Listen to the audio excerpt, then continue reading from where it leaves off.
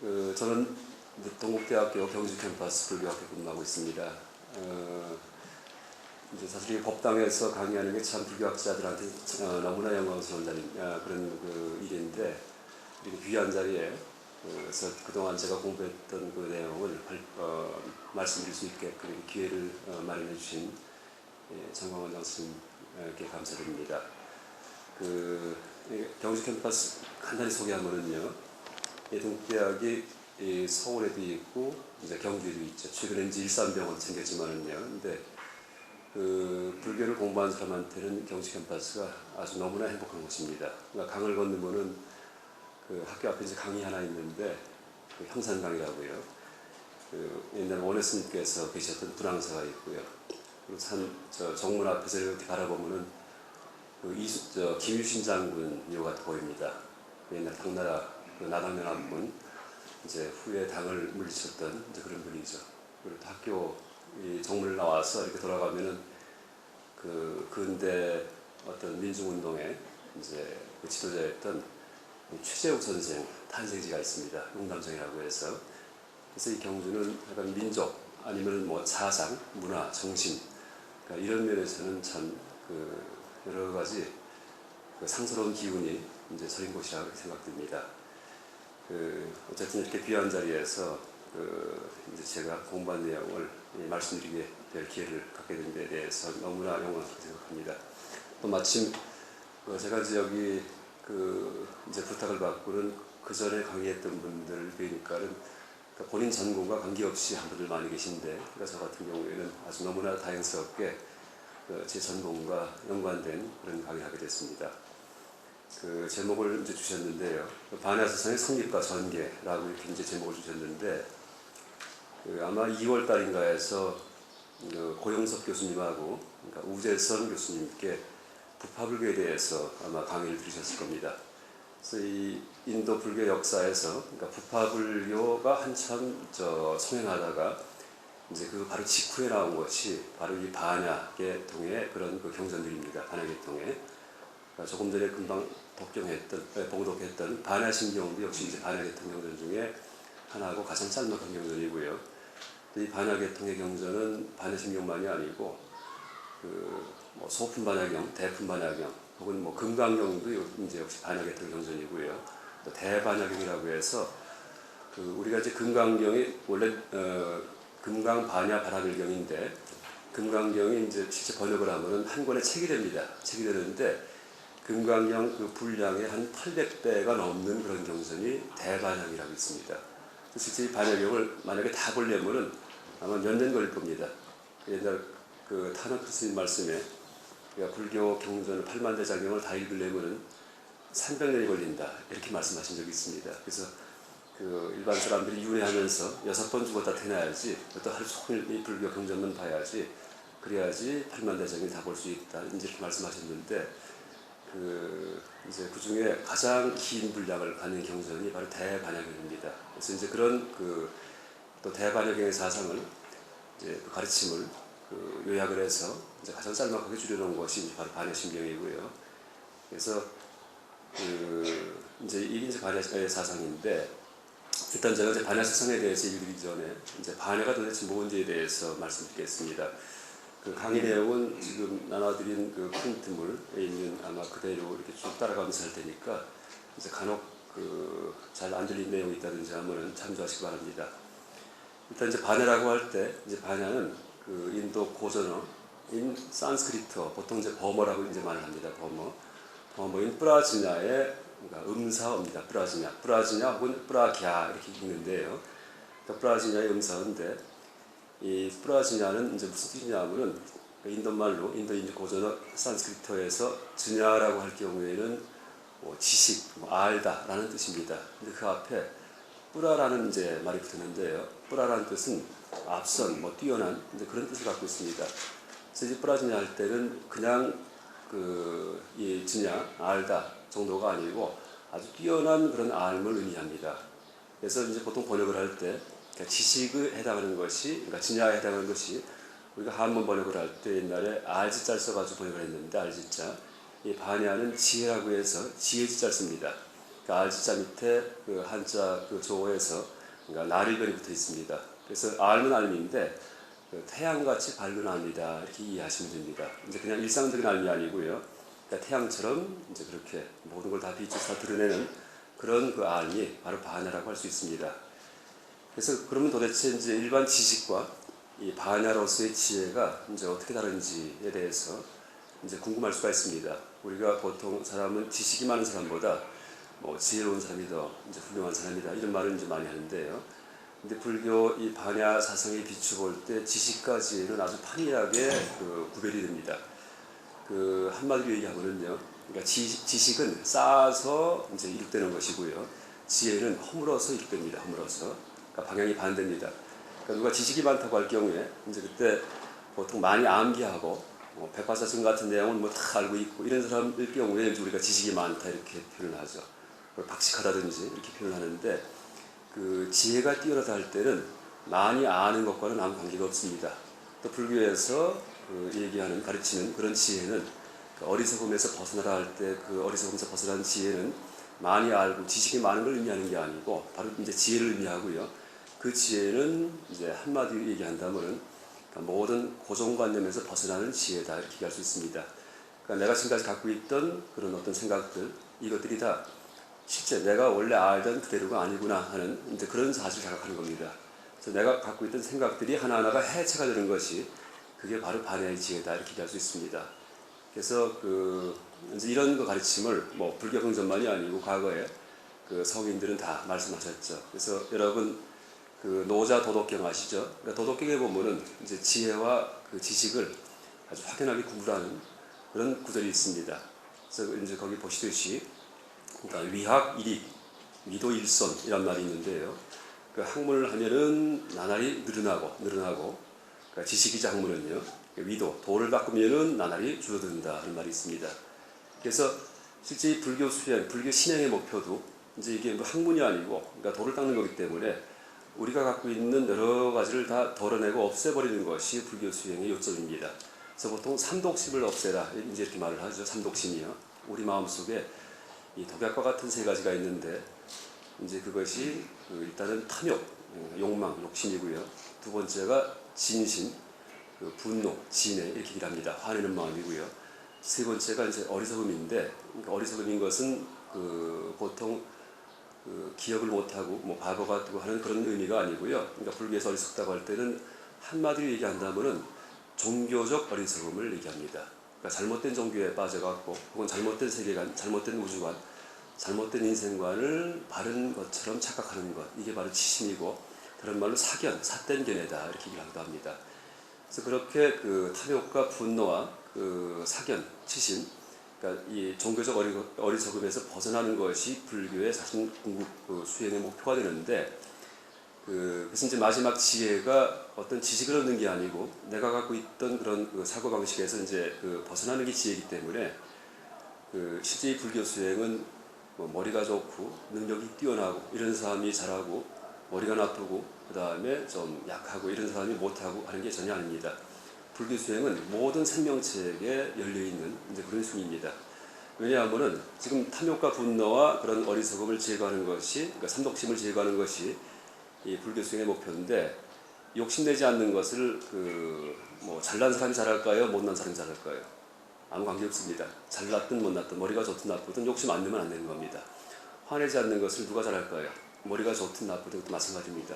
세 번째가 이제 어리석지 않는 건데 만약에 불교에서 얘기하는 그런 지혜가 지식이라면은 머리가 좋은 사람이 뭐 깨달을 거예요. 근데 불교에서 얘기하는 지혜는 이게 지식이 아니기 때문에 가지고 있던 고정관념에서만 벗어나면 불교의 지혜이기 때문에 그 심지어 그 이제 옛날 그 부처님 경전 1화에 보면은 그 바보도 깨닫는다 하는 말이 있습니다. 그 대표적인 예가 아마 두리반특가라고 들어보셨을 거예요. 너무나 머리가 나빠갖고 부처님께서 말씀만 이제 가르침을 베풀면은 그 돌아서면 잊고 하기 때문에 이 부처님께서 이 손에다가 비를 주어 주십니다. 비를. 그래서 마당을 쓸게 하시고 오직 쓸고 쓰라라는 그런 말만 자꾸 되풀이하라고 이렇게 말씀하십니다. 그게 뭐냐면은 삼독심을 쓰라는 얘기입니다. 마음속에 욕심도, 욕망도 쓸어버리고 화냄, 분노도 쓸어버리고 마지막에 어리석음을 쓸어버리는데 이게 무슨 얘기냐 하면은 내가 가지고 있던 고정관념을 쓰는 겁니다.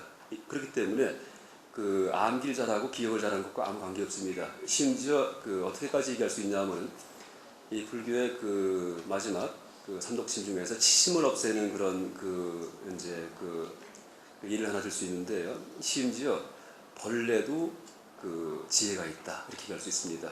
그래서 제가 이제 예를 든다면은 우리가 이 선문답 그 선문답이 아주 지혜의 극단입니다. 그러니까 화두라고 얘기를 하죠. 그러니까 나중에 선문답이 이제 화두가 돼가지고 불교 수행의 어떤 주제가 되는데 이게 옛날 큰 스님들께서 그 발파하신 아주 지혜의 최첨단입니다. 근데 이 선문답 예를 본다면은 그 부처님이 어떤 분입니까 하고 여쭤보니까 대답이 마른 뽕막대기다, 간식월 이런 말도 있고요. 도대체 이해가 안 됩니다. 무슨 말인지. 그러니까 동문서답과 같이 그런 것들이 이제 선문답인데 또 예를 들어 갖고 달마 스님께서 그 인도에서 중국에 오신 까닭이 무엇입니까 하고 여쭈니까 대답이 뜰 앞에 잣나무다, 뭐 뜰 앞에 측백나무다 이렇게 말을 합니다. 이게 이제 선문답이죠. 우리가 볼 때 너무나 이상한 말입니다. 근데 그게 왜 그런 말이 나오냐 하면은 기존에 갖고 있던 고정관념에서 다 벗어났기 때문에 그 언어가 무너진 경계를 갖다가 말씀하는 것이다 이렇게 얘기할 수 있습니다. 그런데 그 언어가 무너진 경계는 이제 그 어떤 면에서는 심지어 그 어떤 미물조차도 그 우리는 모르는 그런 경계를 아는 게 있습니다. 그러니까 예를 들자면은 그 사과벌레한테 사과가 있는데 사과 속에 사과벌레가 있죠. 사과벌레가 한마디 합니다. 뭐라 말을 하냐면은 집이 밥이다 이렇게 얘기를 합니다. 우리는 이제 집이 밥이 아닙니다. 우리한테는 집이 밥일 리가 없죠. 근데 사과벌레는 집과 밥이 같습니다.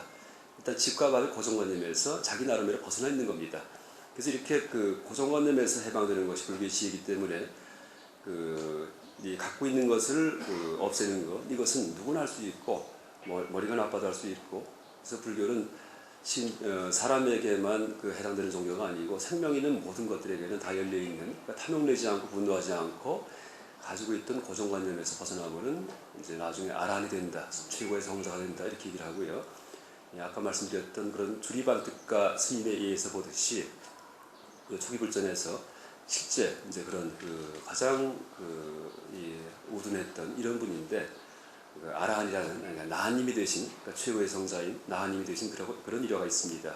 그래서 이제 그런 일화들이 그 일반 사람들한테 용기를 주기 위해서 만든 얘기가 아니고요. 실제 불교의 가르침 자체가 생명 있는 모든 것들에 대해서 열려 있는 가르침이기 때문에 평등의 가르침이기 때문에 누구든지 실천하면은 다 부처님이 되고 아란이 됩니다. 그래서 이제 그 탐진치 삼독심 중에 그러니까 마지막 그 지혜, 그러니까 어리석음에서 벗어나는 것이 이제 지혜인데 그 지혜가 바로 인도 이 원어로 범어로 이 바냐, 뿌라즈냐 이렇게 얘기를 하고요. 이 바냐 사상이 이제 물론 원래부터 있긴 있었지만은요. 바냐 사상이 본격적으로 이제 여러 가지 그 경전으로 편집이 돼 가지고 널리 유포된 것이 언제냐면은 그 서력 기원 전후입니다. 그러니까 부처님이 열반하시고 나서 한 500년쯤 있다가 그 다음에 이제 바냐 사상 이게 이제 많이 퍼지게 되죠. 왜냐하면은 그 당시에 너무나 이 바냐 사상이 필요했기 때문입니다. 없다가 나타난 게 아니고 원래부터 바냐 사상이 있었는데 이 초기 불전의 가르침에도요. 그런데 이제 여러 가지 한 500년 지나면서 시대 상황이 바뀌고 이제 불교에 대해서 여러 가지 오해하는 이제 그런 일들이 생기니까 그걸 다 풀어주기 위해서 이 부처님 가르침 중에 이 바냐 사상, 지혜 사상이 이제 많이 편찬되고 그다음에 거기에 대한 경전들이 이제 많이 또 재편집이 되고 널리 퍼지게 됩니다. 그래서 이제 그런 경전들을 보통 이제 바냐경, 뭐 바냐바라밀다경 이제 이렇게 얘기를 합니다. 그래서 이제 제가 이제 아까 말씀드렸지만은 2월달에 그 부파불교에 대해서 고영섭 교수님하고 우재선 교수님께서 이제 강의하셨는데 이제 그 부파불교는 부파가 이제 종파란 얘기죠. 종파예요. 그러니까 부처님께서 35세 때 성도하시고 80대 때 열반하셨는데 그러니까 45년간 설법을 하실 때는 어떤 체계를 갖고 하신 게 아닙니다.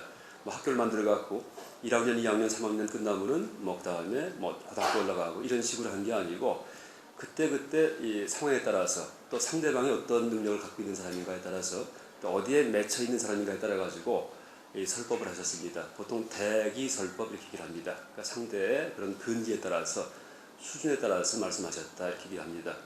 그래서 실제 어느 경우에는 처음부터 굉장히 수준이 높은 그런 얘기를 하시기도 하고요. 어떤 경우에는 이제 시간이 한참 지났는데도 상대가 참 어리석을 경우에 그때는 또 낮춰서 말씀하십니다. 그래서 보통 산설된 가르침이다. 여기저기 흩어져 갖고 전혀 체계화되지 않은 가르침이 이 초기 불전의 가르침입니다. 근데 돌아가시고 나서 이제 열반하시고 나서 이제 얼마 지난 다음에 이 가르침을 교학적으로 체계화하는 작업이 이루어집니다. 그래서 먼저 고영섭 교수님과 우재선 박사님 교수님, 그러니까 두 분 강의하신 내용이 그런 체계화된 불교를 강의하신 겁니다. 그걸 보통 이제 부파불교 얘기를 하는데 그 이유는 부처님의 그런 흩어진 가르침을 체계화하는 과정에서 과거 스님들마다 그러니까 이제 의견이 갈립니다. 어떤 분은 이제 이런 식으로 하는 게 낫다. 뭐 다른 분은 그 반대 또 의견을 이제 제시하기도 하고요. 그래서 의견이 갈리기 때문에 부처님이 계시다면은 이제 그걸 판정하시겠죠. 누가 옳다고. 그런데 열반하시고 한참 지나니까 판정할 분이 없기 때문에 자연히 여러 가지 종파가 생깁니다. 그래서 한 20가지 정도의 종파가 생겼다. 부파가 이렇게 얘기를 합니다. 그런데 이제 하나 또 우리가 명심해야 될 것은 부파가 한 20가지가 되긴 하지만은 이제 그분들께서 이 체계화시킨 가르침의 내용의 대부분은 다 대동소이합니다. 거의 똑같습니다. 한 1~2% 정도 몇 가지 문제에 대해서는 의견이 갈리기 때문에 이제 갈라진 거죠. 그래서 불교 전체 내용은 뭐 남방 상자부 불교든지 지금 뭐 북방의 어떤 부파 불교든지 이런 가르침이 큰 차이는 없습니다.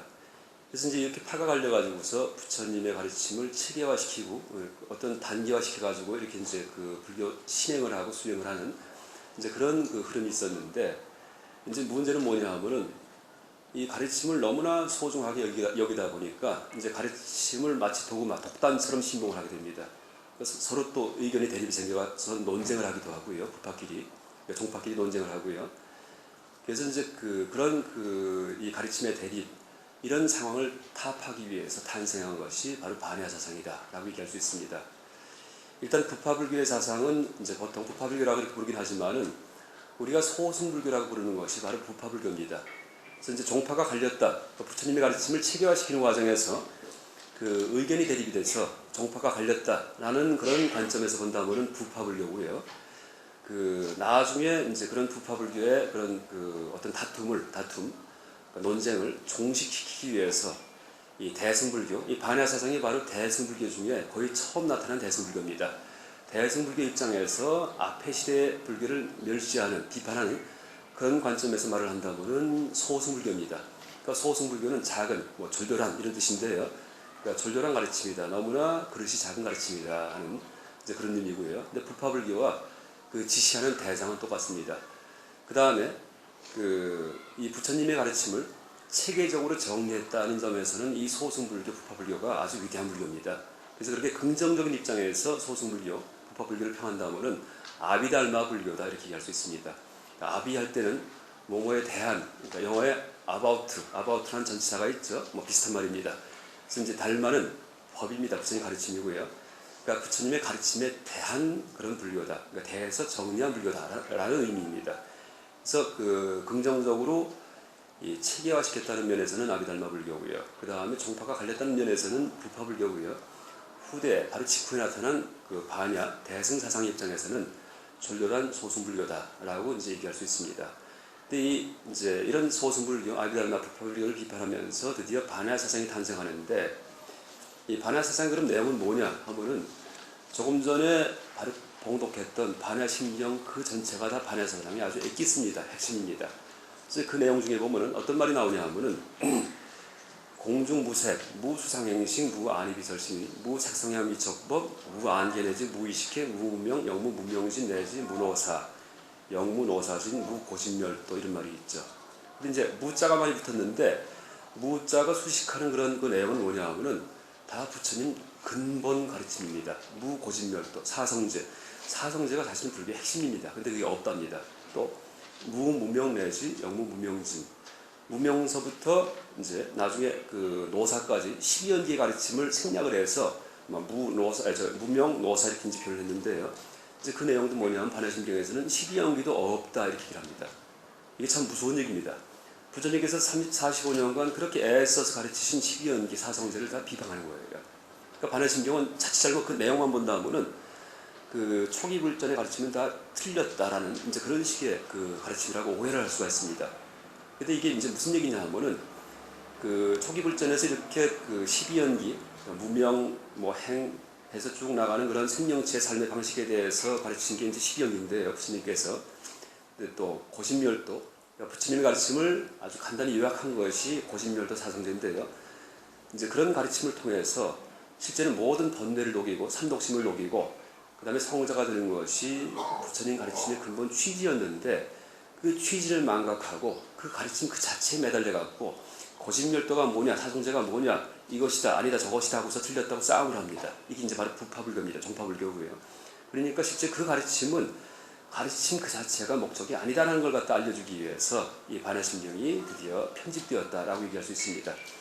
그러니까 실제 이제 고신멸도, 사성제도 비판하고 무 12연기도 비판하고 하는 그 구절제 앞에 어떤 말이 있냐면은 공중이란 말이 있습니다. 공의 경지에서는 텅 빌 공짜입니다. 공의 세계에서는 그런 게 아무것도 없으니까 제발 좀 그런 그 부처님의 가르침 껍데기 갖고 싸우지 말란 얘기입니다. 그래서 이제 다른 말로 한다면은 그 초기 불전의 가르침 중에도 그 부처님의 가르침을 그 뗏목에 비유하는 그런 그 가르침이 있습니다. 뗏목에. 그래서 이제 부처님의 가르침은 방편이고 뗏목과 같이 우리가 강을 건널 때 이제 이쪽 그 언덕에서 저쪽에 피안의 세계로 너무나 행복한 세계가 이제 강을 건너면 이루는데 강을 건너서 피안에 도달하는 게 목표인데 뗏목이 없으면 건널 수가 없습니다. 그래서 뗏목을 이용해서 이제 건너갑니다. 근데 이제 강 저 언덕 피안까지 저쪽 언덕까지 도달했는데 뗏목에서 내리지 않고서 이 뗏목이 나를 갖다가 강을 건너게 해줬으니까 너무나 고맙고 소중하구나 이제 하는 생각에 그냥 앉아 있습니다. 그 뗏목이 안주 있는 거죠. 그것이 부파불교 당시의 상황이다 이렇게 할 수 있습니다. 그러니까 이제 이 반야심경에서는 피안의 세계에서 제발 뗏목에서 내려라는 거예요. 공중무 색성형 비척법, 공의 경지에는 무고신멸도 그런 사성제 12연기조차도 없기 때문에 그 교법에 머무르지 말고 그 도구마에 빠지지 말고 제발 내려와라. 진정한 열반의 경지에서는 모든 법, 가르침조차 다 해체된다라는 이제 그런 의미에서 이 반야심경이 얼핏 보면은 이 소승불교, 초기 불교를 비방하는 것처럼 이제 보이지만은 그게 아니고 뗏목에서 내려라 하는 이제 그런 가르침을 담고 있다고 얘기할 수 있습니다. 그래서 이제 이 전문 용어로 이제 이런 가르침을 그러니까 법공이라고 얘기를 합니다. 그러니까 보통 공이 두 가지가 있는데요. 하나는 아공이고요, 아공. 아자는 이제 자할 때 이제 아자고요. 그러니까 법은 이제 다르마. 그러니까 보통 다르마의 이 번역어인데 달마 이렇게 얘기를 하죠. 근데 부처님의 가르침이 이 달마고요. 또 부처님이 이 가르침을 베푸실 때 그 말을 이용하셨죠. 언어, 여러 가지 개념들, 단어를 이용하셨죠. 그래서 그런 개념 하나하나가 또 달마입니다. 실제. 또 그 부처님께서 우리의 그 생명체, 생명과 세계, 우주 이걸 분석하실 때 그런 개념을 통해서 낱낱이 분석하셨기 때문에 세상은 뭐 어떻게 이루어져 있다, 무엇으로 구성되어 있다, 인간은 뭐 온으로 되어 있다, 색수상행식 이렇게 분석을 하십니다. 실제는 이 달마는 이제 그런 색수상행식이라는 그런 그 요소들, 그러니까 세상과 생명을 이루고 있는 구성 요소, 이것이 또 달마이기도 합니다. 그래서 인도 사람들은 다르마 하면은 그런 모든 의미를 한꺼번에 떠올리는데 우리가 볼 때는 이 달마 하지만은 이게 어떤 경우에는 구성 요소고요, 어떤 경우에는 부처님의 가르침이 되기도 하고, 또 그다음에 어떤 경우에는 이제 이 진리가 되기도 하고 달마가 왜 부처님의 가르침 다 진리이기 때문에 어떤 경우에는 이제 이 달마가 뭐 우리가 지켜야 될 원칙이 되기도 하고요. 이제 그렇게 여러 가지를 해석해 줄 수 있습니다. 그런데 인도에서는 그런 혼란을 못 느꼈는데 그 달마란 말이 이제 이 불교가 인도 바깥 지역에 퍼지면서 그 지방의 언어로 표현하다 보니까 이렇게 4대까지의 그런 용어를 통해서만 우리가 이해를 할 수 있습니다. 그래서 보통 이제 아공할 때는 우리의 자아가 없다, 실체가 없다. 그러니까 자아에는 실체가 없다. 보통 내가 있다는 생각 때문에 사람들이 이기심을 내기도 하고 나를 위해서 살고 나를 해치는 분노를 합니다. 그러니까 내가 있다는 생각이 치심, 어리석음이고요. 그런 어리석음이 이제 구심점이 돼가지고 자가 끄는 마음이 이 탐욕이고요. 미는 마음이 분노입니다. 실제 그 삼독심, 탐욕, 분노, 그 다음에 어리석음 이 세 가지가 뿌리가 다 똑같습니다. 근데 이렇게 이제 이 달마, 이 법을 통해 가지고서 이제 우리가 그런 삼독심에서 벗어날 수가 있는데 그런 법에 또 집착을 할 경우에는 아까 말씀드렸듯이 뗏목을 타고서 강을 건너왔는데 내리지 않고서 그냥 안주해 있는 이제 그런 꼴이 됩니다. 그래서 뗏목에서 내려라. 다시 말해서 법은 공하다, 가르침은 공하다. 제발 가르침 그 자체에 집착하지 말라. 법공을 주장하는 것이 그렇게 역설하는 것이 바로 반야경의 이제 가르침이다라고 얘기할 수 있습니다. 그래서 이렇게 이제 법공의 가르침이 이제 하나가 나오고요. 또 하나가 이 반야 사상에서는 이 불교 수행의 목표가 이제 더 높아지고 원대해집니다.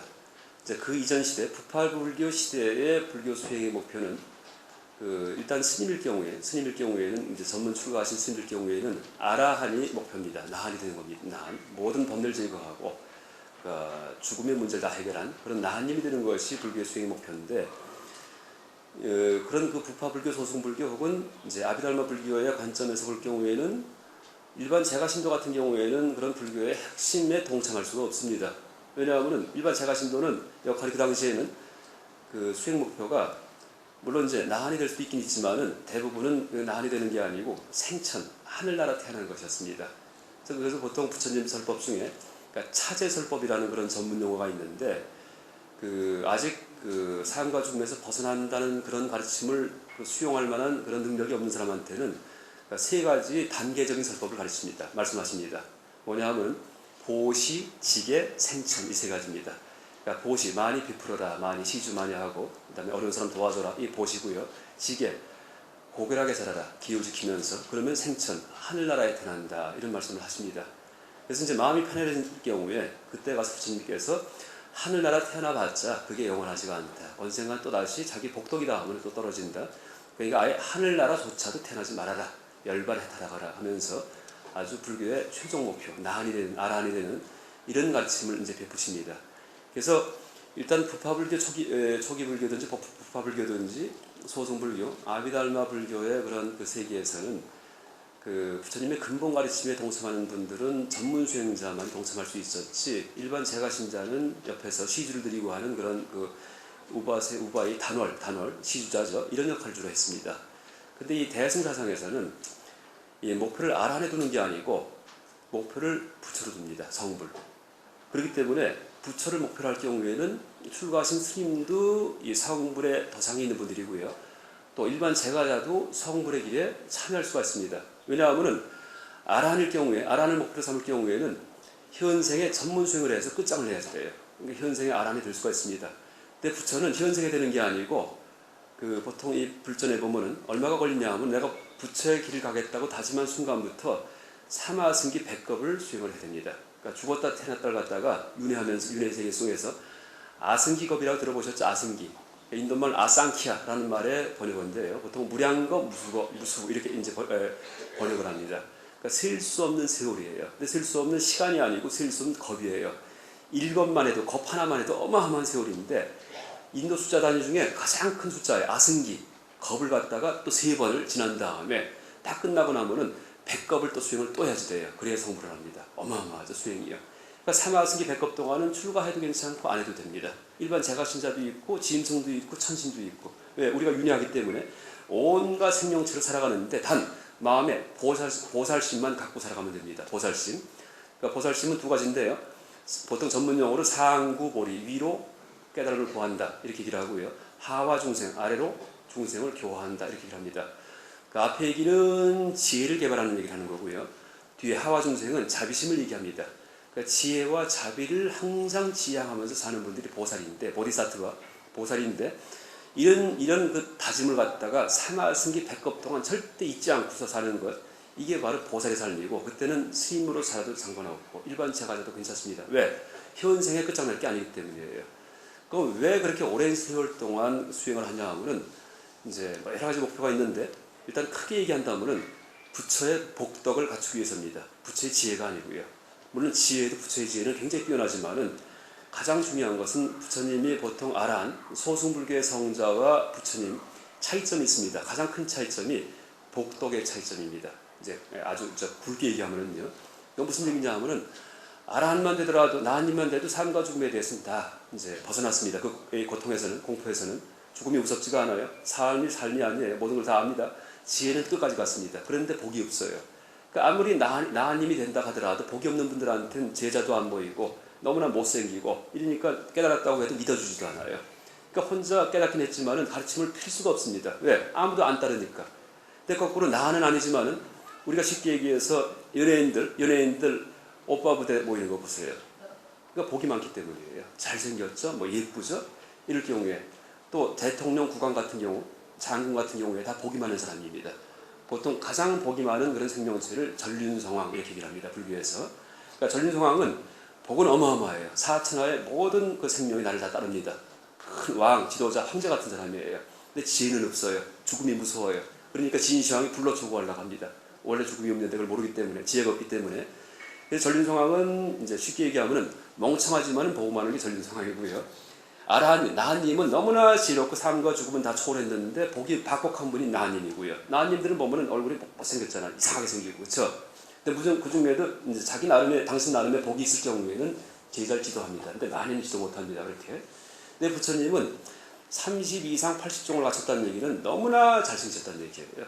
보통 이제 여러 가지 상징적인 의미가 있는데 우리가 초기불전 그 일화를 보면은 보리수 밑에 이렇게 올라가실 때 마을 처녀 2명이서 이렇게 얼굴을 뵙고는 너무나 잘생기셨기 때문에 우리 저분이 수행하러 가시니까 내려오시면은 저분의 후처가 되자. 왜? 당신이 틀림없이 이 본천이 있을 거예요. 그럼 후처라도 되면 좋겠다. 이런 이제 얘기를 합니다. 근데 요새 말로 푼다면은 이제 조금 뭐 제가 불손할 수도 있지만 어쨌든 얼짱 몸짱 이런 분의 부처님입니다. 그러니까 지나가시기만 하더라도 그 모습만 뵙고는 신도가 됩니다. 그걸 보통 위의설법, 모습만 뵙고도 말씀을 안 들어도 그냥 졸졸 따라다니는 거예요. 그러니까 이제 그렇게 신도가 많이 생겨야지만 그분이 깨달은 내용을 말씀하실 때 다 들어주고 믿어주고 교화가 됩니다. 그래서 이제 그게 자비심이에요. 많은 중생을 교화하기 위해서 내가 복을 갖춘다 이렇게 합니다. 근데 그게 얼마가 걸리냐 하면은 그 사마승기 겁동안 복을 갖추는 것은 그 인연복을 만드는 것이다. 인연복. 항상 남을 돕고 살아요. 그럼 내가 전생에 도와줬던 사람은 현생에 반드시 나한테 보답을 합니다. 괜히 보기만 해도 좋아하고 따라오기도 하고 이게 사마승기 3무량겁이 걸리고요. 그런 보살행위. 그다음 나머지 100겁은 내가 마음에 그런 인연복을 다 지었다고 할 경우에 100겁 동안 만드는 게 30 이상 80종의 그 상호복을 닦는다. 상호복을 닦는다라고 얘기합니다. 그러니까 얼굴 못 만들게 하는 거예요. 얼굴 몸을 갖다. 이게 100겁이 걸립니다. 미간 백호상에 몇 겁이 걸리고 뭐 다 경에 나옵니다. 그 다음에 뭐 장광설에 몇 겁이 걸리고 그 다음에 이제 이 손가락 그 사이사이에 기러기 그물 같은 게 다 돼 있어요. 이 갈퀴같이 이런 모습들이 하나하나가 몇 겁이 걸리는 말이 있습니다. 그래서 이제 그 상호업을 닦는다가 100겁입니다. 다 닦고 나오면 현생에 도솔천에 계시다가 이제 드디어 그 잉태가 되셔갖고 나타나셨는데 벌써 관상이 어마어마해요. 너무나 잘생기고 너무 잘납니다. 또 그 다음에 태어나자마자 출가하셔갖고 나중에 이제 장성한 다음에 지혜를 개발해서 내려오시니까 모든 사람이 다 따라주고 세상의 성자 중에 부처님 같은 성자가 없습니다. 다들 그 동설망론하고 공자님이든지 예수님이든지 뭐 소크라테스든지 너무나 박복합니다. 그러니까 나한님 정도 된 분들이에요. 어떻게 보면은요. 왜? 공자님도 평생 좀 어떤 그 정치적인 일을 하시려고 여기저기 왕들 찾아다니면서 써달라고 하시다가 결국 못 하시잖아요. 아주 낮은 지위 정도 하다가 그냥 돌아가시고 소크라테스는 그 독배를 먹고 돌아가죠. 그렇죠? 그러니까 부인도 크산티페가 악처도 만나가지고 고생 많이 하시고 예수님도 30몇 살에 단명을 해버립니다. 거기다가 뭐 이제 완전 형틀에 그러니까 십자가가 원래부터 십자가 딴 게 아니고 그냥 형틀이에요. 그 당시에 사람이 그렇게 생겼기 때문에 머리가 달리고 이렇게 했기 때문에 형틀인데 어떻게 본다면은 불교 입장에서 볼 경우는 굉장히 박복한 분입니다. 근데 물론 지혜롭긴 했겠죠. 자비심도 있었고 그래서 모든 성자가 이렇게 박복한데 부처님은 복도 다 갖추시고 지혜도 끝까지 간 분입니다. 그러니까 실제는 그 석가족을 멸망시키려고 코살라국에서 막 군대를 몰고 오는데 나무 밑에 앉아 계신 부처님을 뵙고는 부처님 석가족인데 다 절을 하고 하잖아요. 왜 나무 밑에? 그러니까 그늘이 아닌 땡볕에 앉아 계세요. 나무는 나무인데 이파리가 별로 없습니다. 했더니 그 유리왕이 여쭙죠. 왜 거기 앉아 계시냐고. 부처님 친족들을 죽이러 가면서 살해하러 가면서 그러니까 부처님께서 그게 무슨 얘기냐 하면은 옆에 틀림없이 무성한 나무가 있어요. 그러니까 부자 나라가 있고 가난한 나라가 있는데 왜 가난한 그 나라 같은 그런 부실한 나무 밑에 앉아 계십니까? 하니까는 이 그늘이 친족의 그늘은 너무나 시원하다 이렇게 하십니다. 저기 그 무성한 나무 그늘보다 네가 저길 전능해서 아무리 잘 먹여줘도 필요 없다는 얘기예요. 친족이 있는 그 그늘 밑이. 그러니까 이제 그 말을 들은 유리왕이 그 죄책감에서 그러니까 진경을 못하고 되돌아갑니다. 그러니까 몇 번 그러다가 나중에 결국 석가족을 멸망을 시키기는. 그게 무슨 얘기냐 하면은 실제는 석가족 출신의 성자이기 때문에 유리왕 입장에서는 부처님도 어떻게 보면 해칠 수 있었을 거예요. 근데 못 해칩니다. 너무나 복이 많은 분이기 때문에 그 당시 마가다고 무슨 나라 모든 왕들이 다 존중하고 그렇죠? 서로 적들인데도 그렇죠? 부처님만은. 그래서 이제 그게 그 현생에 이제 여러 가지 가르침이 우수해서도 올 수 있지만은 그 불교 교리로 해석한다면은 전생에 인연복을 지은 분이다 이렇게 얘기할 수 있습니다. 단 한 번도 남에게 섭섭한 적 없고 평생을 갖다가 평생만이 아니고 사마승기 100급 동안을 갖다가 그럼 다 따르죠. 또 실제 이 불교 신도가 지금 우리나라가 1000만이 넘는데 제가 볼 때는 이 1000만 신도의 어떤 그 세력이 어떻게 이루어졌냐면은 세력이 복인데요. 복이 많으면 세력이 커집니다. 근데 그러니까 세력이 크다고 해서 또 지혜랑은 별 관계 없습니다. 지혜는. 근데 저는 부처님 한 분 복 가지고 1000만이 거의 다 모였다 얘기해도 됩니다. 기독교 같은 경우에는 예수님은 복이 없으세요. 근데 누가 복을 짓습니까? 신도들이 복을 져요. 그러니까 기독교 같은 경우는 신도들이 복을 재생산하는 시스템이 되어 있습니다. 그러니까 기독교 신도가 된 기독교 신자로 어떤 사람이 입문했던 그런 그 계기를 물어보면은 왜 되냐 하면은 성경책 보다가 감동해서 이런 사람 별로 없습니다. 옆에 있는 옆집 사람이 교회 다니는데 너무나 잘해줘갖고 미안해서 다니게 됐다 이렇게 돼요. 그분 복 받는 거예요. 다들. 그러니까 복 재생산하는 거죠. 그러니까 불교는 부처님 한 분의 복만 하더라도 지금 수억 인구가 지금 믿고 있는데 혹시 불교 신도들이 사회복지, 남 도와주는 거 신경 좀 쓰기 시작하면은 아주 무시무시할 거예요. 전 인류를 갖다 다 점령합니다. 그래서 이제 복 재생산하는 그런 시스템을 우리가 갖추면은 이제 그때는 그 여러 가지 더 좋은 일도 할 수 있겠죠. 어쨌든 이제 그게 복이 세력이고요. 세력이 있고 나를 따라주는 분이 많아 있어야지만 그 깨달은 내용을 전해줄 수가 있고 믿어주기 때문에 신도가 되기도 하고 제자가 되기도 하고. 근데 그 복을 갖추기 위해서 그 사마승기 100급을 수행하셨다. 그래서 이제 그럴 경우에 그 성불을 목표로 할 경우에는 이 부처님도 전생에 제가불자인 적도 있었고 제가신자, 제가자인 적도 있었고 뭐 지음승으로 태어난 적도 있었고 부처님도요. 뭐 비둘기로 태어난 적도 있었고 사자였던 적도 있었고 천신이었던 적도 있었고 하늘나라에서. 근데 그런 윤회의 삶을 사시면서 오직 보살의 삶을 사셨기 때문에 성불하셨거든요. 그럼 우리도 이제 어떻게 됩니까? 지금 내가 제가불자지만 목표가 지금 당장 조급한 현생에 끝장내는 게 아니기 때문에 항상 과정 속에서 죽을 때까지 그저 깨닫는 거는 아직 안 해도 돼요. 죽을 때 상가지고 무서워도 상관없습니다. 오직 지향만 하고 사는 거예요. 항상 지향하고 과정 속에서 항상 깨달음을 추구하고 장구걸이 항상 남을 돕고 단 한 번도 이제 그 게으르지 않고 이런 보살도입니다. 그때 이제 그 다음에 죽고 다시 태어나면 또 같은 삶을 살고요. 이게 이제 보살의 삶인데 이럴 경우에는 이게 이제 바로 대승불교고요. 큰 수레다. 많은 생명체를 다 태운다. 큰 수레 이렇게 얘기를 합니다. 또 대승 목표가 원대한 수레다. 아라한이 아니고 현생에 끝장내는 게 아니고 나중에 그렇죠? 그 상상을 초월한 세월 뒤에 부처가 되는 것이 목표다 할 경우에는 많은 생명체가 다 동참을 합니다. 심지어 짐승조차도 불교의 길에 다 동참시킬 수가 있습니다. 그래서 이제 이게 대승입니다. 그 중에 이제 특히 부처님의 지혜 중에 이 반야 지혜를 강조하는 아주 미세한 지혜를 강조하는 것이 바로 이 반야 사상이다라고 얘기할 수 있습니다. 그래서 이제 소승의 반야, 소승불교의 반야, 그중 이전 시대 불교의 반야는 바로 이 아공의 반야입니다. 아공, 그러니까 무아, 내 자아가 없다. 자아가 있는 줄 알았는데 아무리 분석을 해봐도 자아가 없어요. 실제 우리가 조금만 생각해도 자아가 없죠. 왜냐하면은 이제 한번 자기 자신이 지금 내 몸 중에 어디에 있는지 한번 찾아보세요. 심장에 있을까요? 심장 요새는 이식 남의 거 갈아 끼기도 해요. 거기 있는 거 아니에요. 그러니까 얼마 전까지만 하더라도 심장, 하트가 마음에 무슨 어떤 거주처인 줄 알았습니다. 뇌에 있을까요? 뇌? 짐승 같은 게 뇌도 바꿔 끼기도 해요. 이식도 하기도 해요. 만약에 뇌에 있다면 뇌에 어디 있을까요? 세포 하나에 딱 있을까요? 이런 덩어리 있을까요? 아니면 전체에 있을까요? 아우, 탁 막혀요. 그렇죠?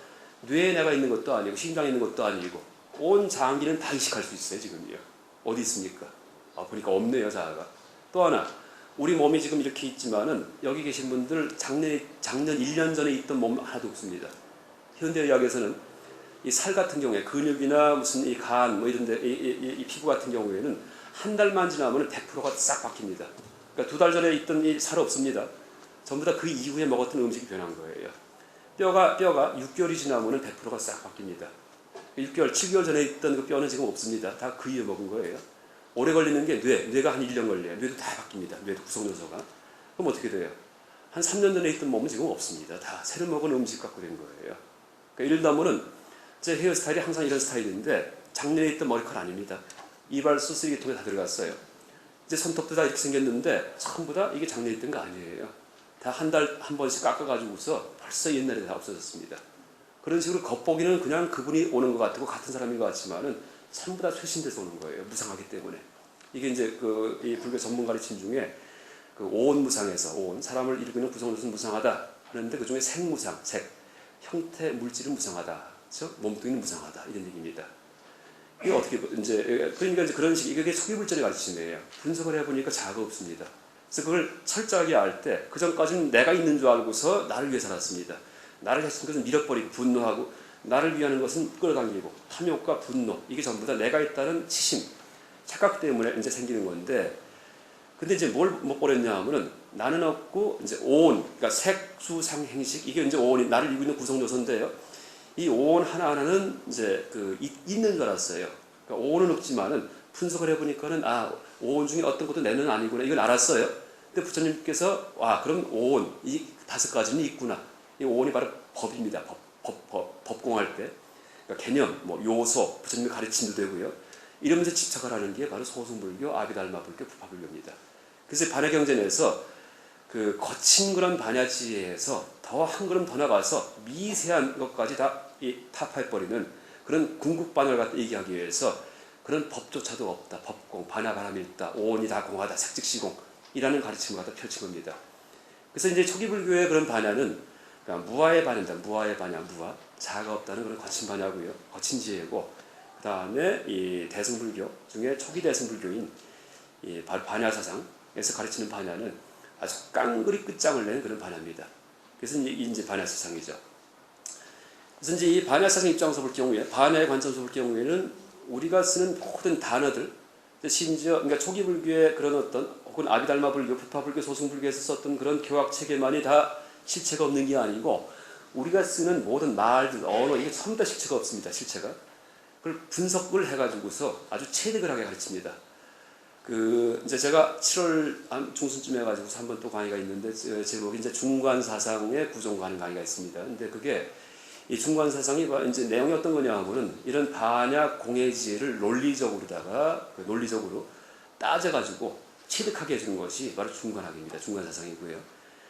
그래서 이제 그것은 나중에 제가 이제 어떻게 보면 이제 실전이에요, 실전. 그러니까 반야가 이런 것이라는 얘기만 이번에 드리고, 그럼 어떻게 내가 반야를 체득할 것인가? 그건 다음 7월 달에 이제 말씀 다시 드립니다. 근데 그 중에 하나만 제가 예를 들어갖고 이제 소개한다면은 이제 시간이요. 과거, 현재, 미래. 그러니까 불교 경전에 보면은 과거도 있고 현재도 있고 미래도 있다. 이런 이제 말이 있죠. 그렇죠? 당연히 뭐 3세에 걸쳐 갖고 전생, 현생, 내생이든지 이렇게 이제 말을 합니다. 하는데 반야의 관점, 궁극적인 지혜의 관점에서 본다면은 과거, 현재, 미래도 없고 전생, 현생, 내생도 없습니다. 그게 반야예요. 그것만 없는 게 아니고 아무것도 없어요. 부처도 없고 중생도 없고 아무것도 없어요. 지금 이 법당도 없고 법당도 없고 하늘도 없고 땅도 없고 나도 없고 너도 없어요. 삶도 없고 죽음도 없고. 이제 그걸 하나하나 논증을 합니다. 그건 다음 시간 기대하시고요. 오늘 이제 하나만 얘기를 드릴 텐데 시간이 없다는 얘기는 시간이야. 과거, 현재, 미래가 다 없습니다. 실제 반야로 본다면. 근데 반야의 그런 어떤 조망으로 보는 게 무슨 특별하게 보는 것도 아니고 어떤 테크닉을 쓰는 것도 아니고 있는 그대로 봐라 이렇게 말씀하십니다. 이제 제가 한번 여쭤볼게요. 시간은 과거, 현재, 미래로 구성되어 있는데 자 이제 보세요. 과거를 만난 적 있는 분 한번 손들어 보세요. 과거를 딱 대면한 분 있는 사람. 과거. 지금이 과거구나. 이게 과거구나. 딱 본 적 있으세요? 이 마이크처럼. 없죠. 과거 본 적 없잖아요. 논리적으로 불가능해요. 과거 한 번 딱 지나가니까. 그렇죠? 그럼 미래를 갖다 만날 수 있어요? 미래? 아직 오지 않은 거. 미래, 아니미자, 올래자. 못 만나요. 이것도 일초이기 때문에.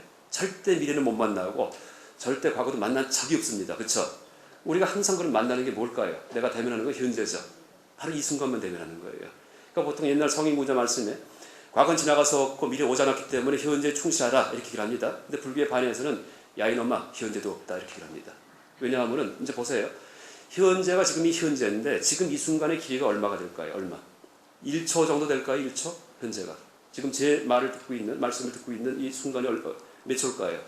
1초면 똑딱 이게 1초예요. 똑할 때 벌써 딱할 때 똑이 과거고 똑할 때 딱이 미래예요. 그러면 어떻게 돼요? 안 되잖아요. 현재는 똑딱 너무 길어요. 여러분 똑 과거 미래가 나눠집니다. 그럼 똑일까요? 똑 이게 현재일까요? 똑. 근데 똑도 말을 할 때 또 하고 옥하고가 또 이렇게 나눠져 갖고 그럼 몇 초일까요? 0.1초예요? 0.1초 또 나눠지잖아요. 어디까지 나눠질까요? 지금 이 순간을 갖다가 한번 포착해 보세요. 무한히 나눠져 어디까지 가요? 끝없이 가요. 가만히 보니까 0으로 갑니다. 그러니까 무한히 0으로. 그러니까 혹시 수학에 리미트 배우셨어요? 극한. 리미트 델타 t가 0으로 수렴할 때 지금 이게 현재입니다. 원래. 그냥 보세요. 과거는 지나가서 없고 미래는 오지 않아 없어요. 현재는 과거와 미래 틈에 끼워서 있을 곳이 없다. 이게 정답입니다. 되죠? 그 과거도 없고 보니까 미래도 없고 현재도 없네요. 그렇기 때문에 반야를 가르치는 금강경에서 과거신 불가득, 현재신 불가득, 미래신 불가득, 이게 아주 진상이에요.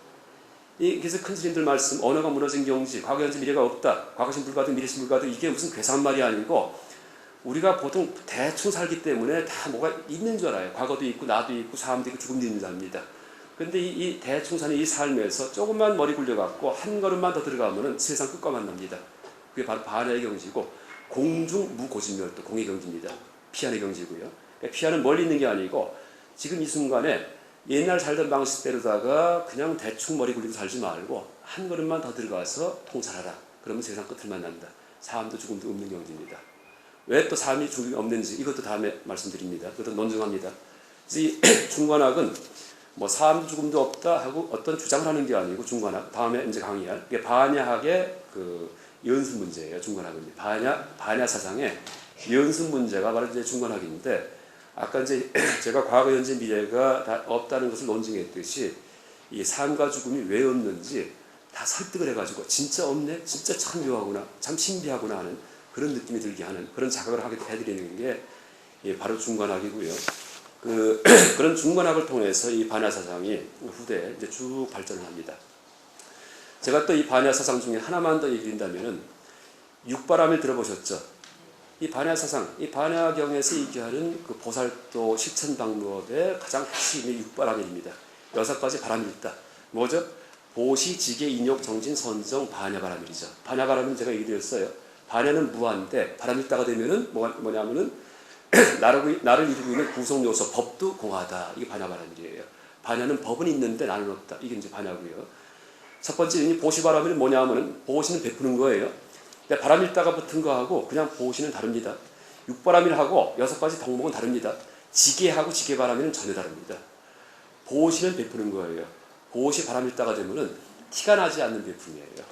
베풀었는데 베푼 걸 내가 몰라요. 베풀었는데 대자비심에서 베풀어요. 이런 바람일다예요. 근데 티가 나지 않는 것이 법공, 반야지혜, 상구보리고요. 대자비심이 바로 하와중생이에요.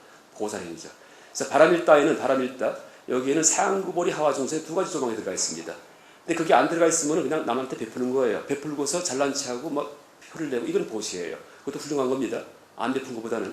그런데 더 훌륭한 것은 베풀고도 베푼 걸 모르는 거예요. 그게 가능할까요? 베풀고 까먹어요. 뭐 무주상 보시, 남한테 이름도 안 내고, 그게 보시 바람이 아니에요. 본인이 몰라요. 진짜 본인이에요. 근데 어떻게 내가 베풀고도 내가 모를 수 있을까요? 그게 가능해요. 이제 그 예가 뭐냐면 열반경에 나오는 예인데, 마치 어머니가 다친 자식 보살피듯이 이렇게 얘기를 합니다. 자식이 이제 다쳤어요, 낮에 놀다가. 근데 어머니가 잘 간호해서 잠이 들었어요. 그래 이제 겨우 이제 살았어요, 애가요. 그러니까 어머니가 이제 어떻게 느끼냐 하면은, 참 난 오늘 착한 일을 했구나, 기쁘다, 뿌듯하다, 보람이 있다. 그런 엄마도 아니에요. 이렇게 되면은 잠든 자식 보고 계속 마음이 아프죠. 대비심만 생깁니다. 동체 대비심만이요. 그러니까 본인이 잘했다는 생각 못 하잖아요. 절대요. 베풀은 생각 못 하잖아요. 그게 베품의 아주 최꼭대기예요. 그게 부처님의 그런 어떤 자비심이고, 그러니까 남에게 도움을 주고도 베풀고도 오직 슬플 뿐이에요. 그럼 그거 누가 할 수 있어요? 우리 다 못해요. 왜? 베풀면 내가 흐뭇하니까. 그러니까 뭐냐면은 남에게 이 도움을 주고서 흐뭇하고서 이제 흐뭇할 경우에 이때는 아직 나는 멀었구나 하는 생각을 하게 됩니다. 그래서 이 육바람일은 우리의 지향점이에요. 지향점. 불교 신도들이에요. 또 하나 이제 지계바람일을 예른다면은 지계는 계율을 지키는 건데, 이것은 선이고 이것은 악이다 하는 선을 가리고서 이제 지키는 겁니다. 근데 지계바람일 때는 지계바람일, 계의 상이 없어진다. 무상계, 계의 틀이 없어집니다. 그럼 계를 파고서 아무 행동이나 하는 거, 그건 큰일 날 일입니다. 그게 아닙니다. 지계바람일은 뭐냐 하면요, 너무나 착하기 때문에 내가 착하게 살았다는 생각을 안 한 거예요. 그러니까 공자님이 나이 70이 되니까 이제 공자님 종신소욕 불유구라는 말씀하십니다. 40에 불옥이고 50에 지천명, 60에 이순, 70에 종심이죠. 종심. 마음 내키는 바가 멋대로 생각을 하더라도 하나도 세속 잣대 어긋나는 게 없더라. 남이 볼 때. 그 전까지는 마음에서 막 마음이 나오면은 에이, 참아야지 이랬어요. 근데 70쯤 되니까 그런 마음, 나쁜 마음 자체가 안 나오는 거예요. 이게 지계바람일이에요. 그러니까 그런 분들은 내가 착하게 살겠다 이런 말 안 해요. 여러분 조폭 같은 경우에 착하게 살자 이렇게 쓰죠. 왜? 너무나 평소에 악하게 사니까 하루에 한 번이라도 착하게 살자예요. 근데 지계바람일이 되면 착하게 살자가 아니에요. 그냥 선 그 자체이기 때문에. 그죠? 그러니까 남이 볼 때 개를 하나도 안 어겨요. 원래 개 그 자체이기 때문이에요. 이게 지게바람이에요. 마치 보시바람이라서 자비 그 자체이기 때문에 어머니가 마치 자기 살처럼 자식을 대하듯이 이게 이제 바로 육바람일이고, 그래서 이제 뭐 지게 제가 이제 두 가지만 말씀드렸지만은 그러니까 보시와 지게예요. 모든 육바람일 하나하나가 바람일자가 붙은 거하고 붙지 않은 게 전혀 다릅니다. 그래서 이제 이게 바로 이 반야 바람일다 사상이고요. 이제 그런 그 지적인 조망, 그러니까 티가 나지 않는다. 이게 바로 법공의 조망이에요. 보시라는 법이 공하다, 실체가 없다 이런 얘기입니다. 또 지게라는 법이 공하다, 그쵸, 가르침이 공하다. 이게 지게 바람일입니다. 그런 그 실체가 없다는 조망 속에서 철저한 윤리행, 철저한 자비행, 이게 바로 이제 육바람일이다 이렇게 얘기할 수 있습니다. 그래서 이제 이런 그 사상에 근거해서 그 드디어 이제 나중에 그 인도, 뭐 티베트, 또 우리나라까지 이 반야 사상이 쭉 퍼져오고 이제 전파되고 또 개발이 되고 또 발달하고요. 그래서 이제 우리나라 같은 경우에는 선방 스님들께서 수행하실 때 그 간화선 화두를 들고 계시죠. 화두. 이게 바로 반야 바람일이 아주 극의 수행입니다.